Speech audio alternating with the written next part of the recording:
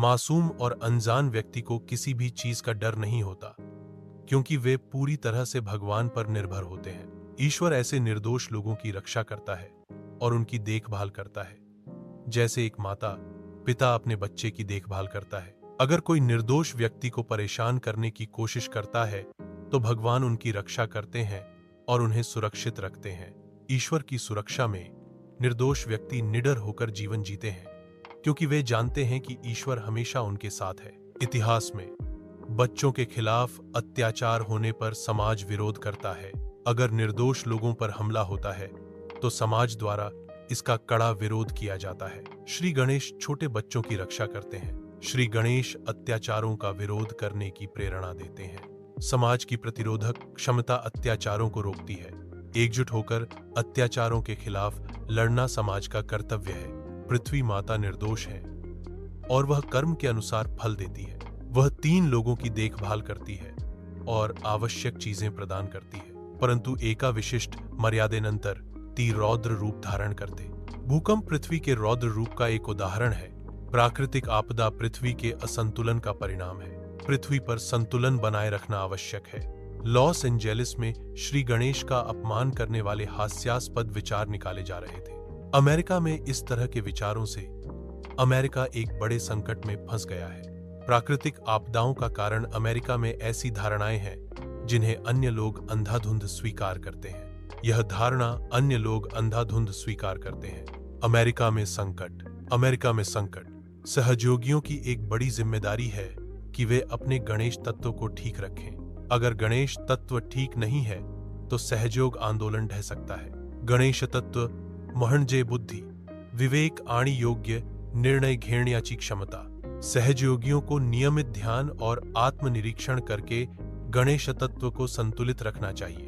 गणेश तत्व का संतुलन सहयोग आंदोलन की सफलता के लिए आवश्यक है। हर व्यक्ति को गणेश तत्व को सम्मान पूर्वक अपने जीवन में स्थान देना चाहिए। गणेश तत्व जीवनात सर्वोच्च प्राधान्य देणे महत्त्वाचे आहे। गणेश तत्व जीवनातील अडचणी व विघ्ने दूर करते। गणेश तत्व आपके जीवन में सकारात्मकता और समृद्धि लाता है। गणेश तत्व ज्ञान, बुद्धी आणि समृद्धीचे प्रतीक आहे। गणेश तत्वाचा आदर केल्याने जीवनात शांती आणि समाधान प्राप्त होते। श्री गणेश सहयोग प्रवाह में डिग्री प्रदान करते हैं, जो आध्यात्मिक उन्नति का प्रतीक है। श्री गणेश विद्यापीठातील कुलगुरू म्हणून चक्रांच्या माध्यमातून मार्गदर्शन करतात। चक्र मानव ऊर्जा केंद्र हैं, जिनकी शुद्धि से आध्यात्मिक विकास होता है। पदवी म्हणजे आत्म साक्षात्काराचा अनुभव, जो सहजयोग साधनेतून प्राप्त होतो। सहजयोग एक सरल और प्राकृतिक ध्यान विधि है, जो आंतरिक शांति और संतोष की ओर ले जाती है। श्री गणेश निर्विचार समाधि प्रदान करते हैं, जिससे आनंद प्राप्त होता है। अविभाजित समाधि की प्राप्ति से आंतरिक शांति और स्थिरता का अनुभव होता है। ध्यान के माध्यम से प्राप्त होने वाली खुशी अंतिम कल्याण के लिए होती है। निर्विचार समाधि म्हणजे विचारांच्या पलीकडील शांत आणि स्थिर अवस्था। निर्विकल्प समाधि चित्त को पूरी तरह से शांत करती है, जिससे आत्मिक साक्षात्कार होता है। श्री हनुमान मानसिक समझदारी देते हैं, जो पश्चिमी लोगों के लिए महत्वपूर्ण है। मानसिक स्तर पर चीजों को समझना आवश्यक है। हनुमान पश्चिमी लोगों को मानसिक स्पष्टता और शांति प्राप्त करने में मदद करते हैं। मानसिक समझूत से पश्चिमी लोगों को जीवन में संतुलन और सद्भाव प्राप्त करने में मदद मिलती है।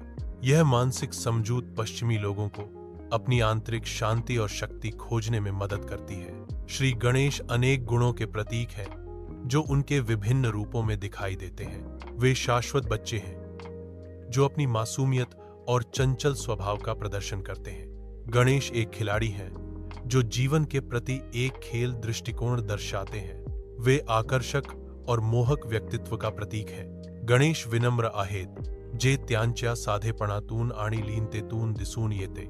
इस प्रकार श्री गणेश कई सकारात्मक गुणों का एक संयोजन है। श्री गणेश अपने वजन के बावजूद हल्के हैं, क्योंकि वे अपने वाहन छोटे चूहे पर बैठ सकते हैं। गणेश का वाहन चूहा होने के बावजूद वे किसी भी चीज का प्रदर्शन नहीं करते हैं। गणेश जी चूहे पर सवार होकर भी संतुलन दर्शाते हैं कि वे शक्तिशाली हैं। गणेश का चूहे के प्रति प्रेम दर्शाता है कि वह सभी जीवों से प्रेम करते हैं। गणेश और चूहे का रिश्ता शक्ति और विनम्रता का मिश्रण है। श्री गणेश नेहमी आपल्या आईला प्रसन्न ठेवण्याचा प्रयत्न करतात। आईला क्या पसंद है ये श्री गणेशाला नेमके माहीत असते। श्री गणेश की अपनी मां पर पूर्ण श्रद्धा है। मां और बच्चे के बीच का अटूट रिश्ता इससे दिखता है।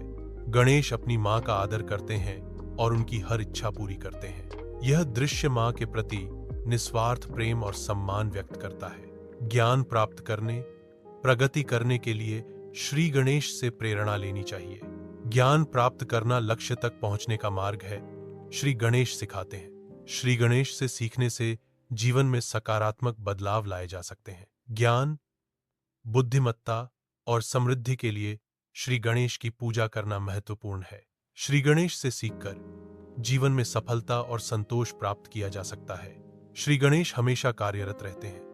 यह उनकी गतिशीलता का प्रतीक है। उनकी अपनी मां के साथ एक मजबूत रिश्ता है जो प्यार और सम्मान से भरा है। कार्यरत रहकर श्री गणेश अपने भक्तों को प्रेरणा देते हैं। मां और बेटे का रिश्ता दुनिया के सबसे पवित्र रिश्तों में से एक है, यह श्री गणेश दर्शाते हैं। श्री गणेश क्षमता और प्रेम का एक उत्कृष्ट उदाहरण है। उनके कार्यों और रिश्तों के कारण वे हमेशा सम्माननीय हैं। श्री गणेश बुद्धि और ज्ञान के प्रतीक हैं।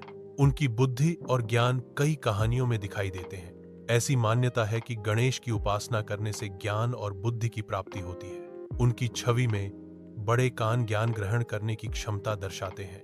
सहजयोग चौवीत गणेश तत्व निष्पाप बुद्धी आणि संरक्षणाचे प्रतीक आहे। गणेश तत्व सहजयोग साधकांना आंतरिक शुद्धता आणि ज्ञानाच्या मार्गावर मार्गदर्शन करते। यह तत्व साधकों को नकारात्मक ऊर्जा और बाधाओं से सुरक्षित रखता है। इसीलिए सहयोग आंदोलन में गणेश तत्व का महत्व अनमोल है।